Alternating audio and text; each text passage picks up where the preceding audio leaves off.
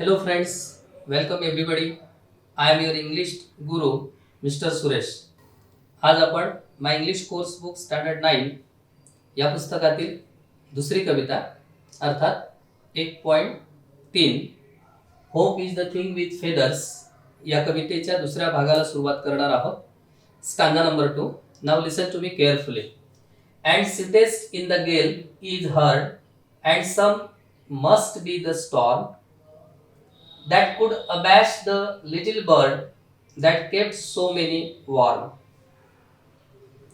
In this stanza, we can see that Emily Dickinson initially means in stanza number first depicts that hope is always singing.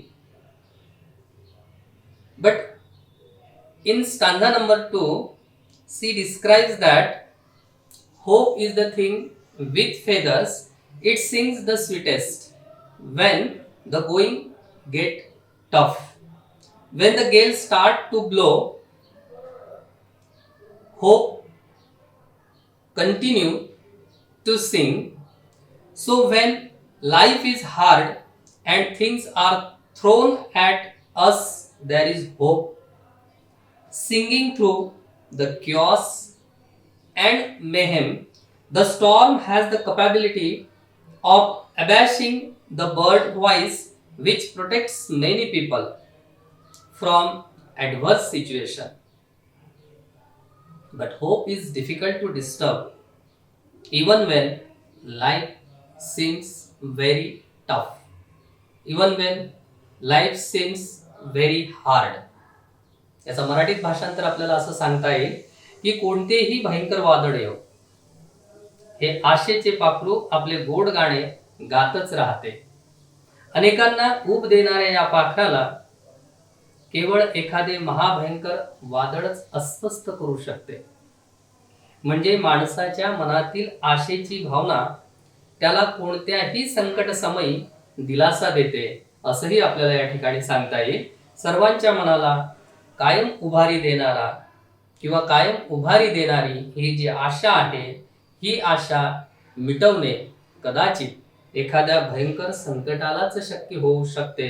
आणि म्हणून कवयित्री असं म्हणते की hope is difficult to disturb even when life seems very tough. दुसरी गोष्ट आपल्याला या ठिकाणी लक्षात घ्यायची आहे की कवितेचा पहिला स्टांजा जो आपण पहिल्या भागात पाहिला आणि दुसरा स्टांजा म्हणजे या कवितेच्या तिसऱ्या ओळीत जो शेवटचा शब्द आहे bird, the first mention of the bird in line number 7, यावरून hope is the thing with feathers means the thing is the bird. Here Emily Dickinson explain hope is the thing means hope is a bird. Now stanza number 3. Listen to me carefully. I have heard it in the chillest land and on the strongest sea, yet never in extremity it asked a crumb of me. In this poem, Emily Dickinson tries to explain that the personal pronoun first used in stanza number 3, I appears for the first time. It indicates the personal connection to this subject.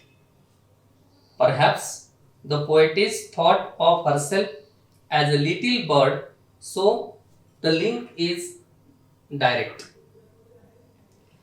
The speaker has heard the bird during toughest time in life. Things are extreme. Hope is still there and never ask for anything. अतिशय प्रतिकूल परिस्थितीमध्ये सुद्धा आशेच्या या पाखराने आपले गाणे मला अर्थात कवयित्रीला ऐकवले आहे आणि प्रसंग कितीही बिकट असला तरी माझ्याकडून अर्थात कवयित्रीकडून कणभरही मोबदला घेतलेला नाही, असा या कडव्याचा मराठीत अर्थ होतो. The bird never stops singing. Even the most difficult circumstances, nothing can be stop the bird because the bird is hope. And hope is stronger and powerful.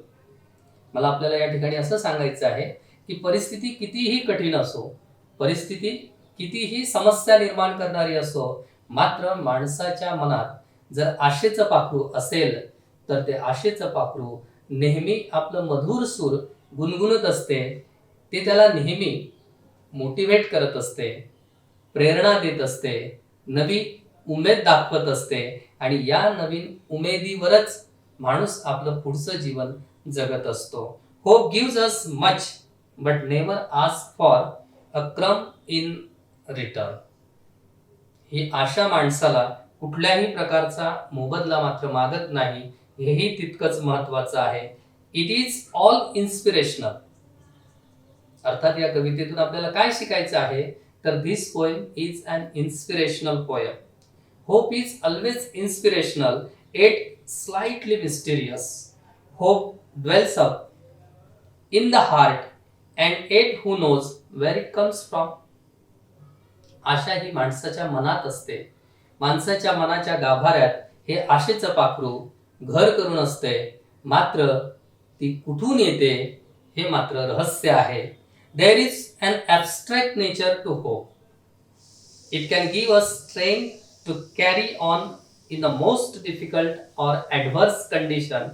Its voice can be heard despite the voice at the highest of the storm. कितीही मोठं संकट आलं, कितीही मोठं वादळ निर्माण झालं, मनामध्ये कितीही काहूर निर्माण झालं, तरी सुद्धा जी आशा आहे ती मात्र आपल्याला प्रेरणा देतच राहते. आणि म्हणूनच मला या कवितेतून सर्व विद्यार्थ्यांना एकच सांगायचं आहे की संकट कोणतंही येऊ, समस्या कुठलीही असो, every problem has its solution. प्रत्येक समस्येला उत्तर आहेच. जसं आम्ही नेहमी ऐकत आलेलो आहे की आशावादी राहा, बी ऑप्टिमिस्टिक. याचा अर्थच होतो की आशा ही नेहमी आम्हाला प्रेरणादायी असते.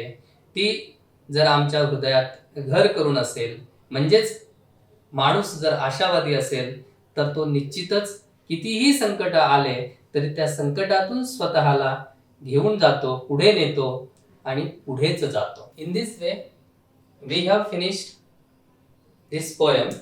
Hope is the thing with feathers, with English and Marathi explanation. Now we shall learn an appreciation of the poem. First point, title. Emily Dickinson, the poetess, did not give title to her poem, so the first line is always given as a title. In this way, we can say that the title of this poem is Hope is the Thing with Feathers. Point number 2, author. Emily Dickinson is the poetess of this poem. Point number 3, rhyme scheme. The rhyme scheme of this poem is ABCD. Figure of speech. The figure of speech of this poem is used, that is personification. The example of personification is hope is the thing with feathers that perches in the soul. Point number 5, central idea or theme. Hope has feathers and it can, like a bird, perch in the human soul.